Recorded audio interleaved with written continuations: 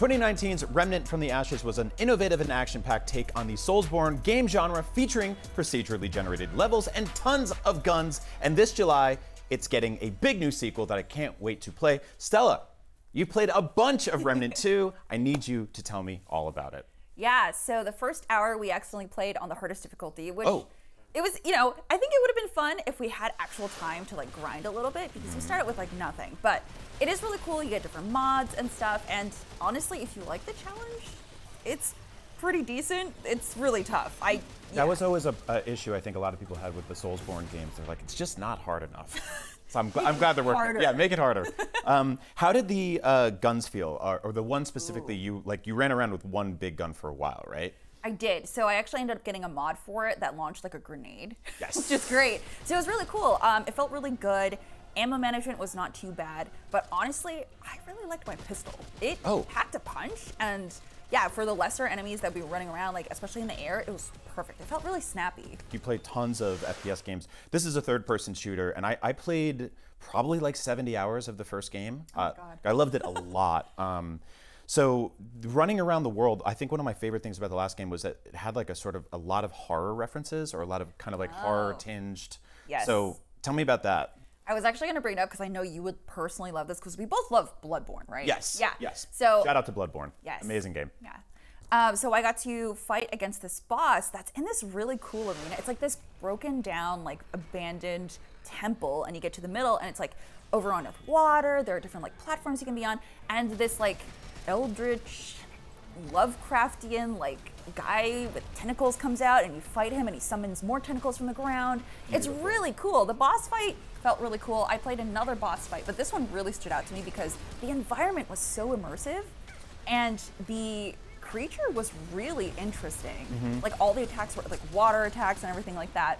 And you actually have to be careful about where you are because if you go into waist deep water, then you get slowed down and you can get smacked by one of the tentacles. Oh, so, nasty. Yeah. I think like when I first heard the first game had procedurally generated levels, I was like, I'm not wild about that because I really love like you know, bespoke, crafted environments, deliberately designed by the level designers and stuff like that. But then I started playing the game and I was like, oh, I threw all those concerns right out the window. So is that aspect back this time? And how did that feel to kind of like navigate and run around? Oh, it felt great. But every time we would start up a different world or whatever, we were just like, well, wait.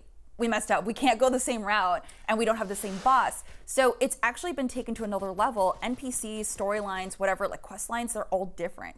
So they took it even further. Oh, also, by the way, you can jump now. Yes! Across platforms, which is great. That and rules. You can mantle too, so it's good. So there's more exploration, which is great because you can explore so many different areas and nothing is going to be the same. Even your tutorial is different from like your friends. Yeah. So it's gonna be really cool, which is why I think the co-op aspect is actually more interesting this time, so you can actually share an experience. Oh, that's awesome. Yeah. Because I know you play like a ton of Apex, so verticality in your shooters is very important. So yeah, adding jump is a nice little way to get a little bit higher in the world.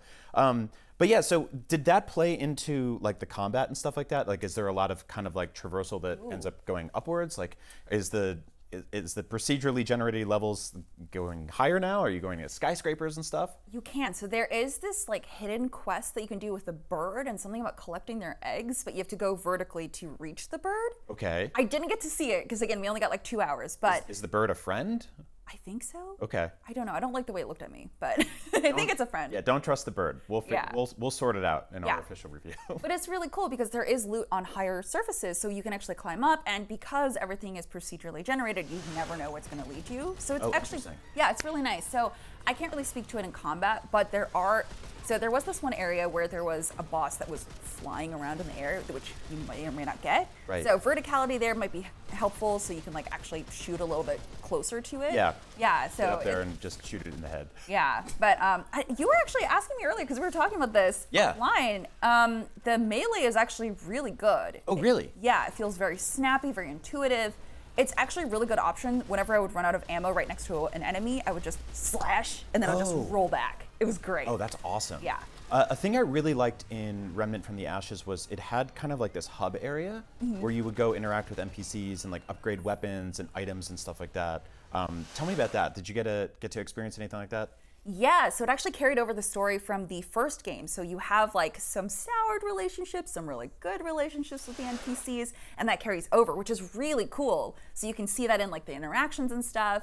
But the hub world is pretty cool. I haven't been able to spend a lot of time in there. I got like one mod, but you can upgrade pretty quickly actually. The grind is like not too bad, but it's awesome. just enough that it does have you working around some of the levels for a little bit and then you come back. I need to make a confession really quick. I got up to the last boss of that game and then just really didn't like it, and I think it just kicked my butt a lot. And I was like super leveled up and awesome, and I loved the game so much, and I gave up.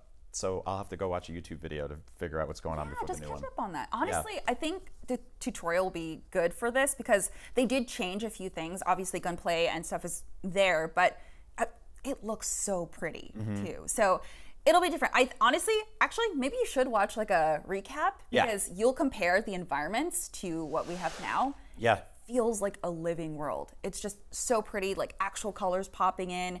And the details, it looks really good. And I played on a PC that had a 30 series card in it. Oh, man. Looked great and ran great. Had no issues. Yeah, I was going to ask you about some of the different environments because I really liked in the first game there was like a lot of swamps and just like nasty, murky places to hang out in. Yeah. I love swamps in Soulsborne games. Like you just need a good poison swamp full of awful monsters. No, that's the worst. Yeah, that's the point. It's supposed to push back and kick your butt a little bit. I guess.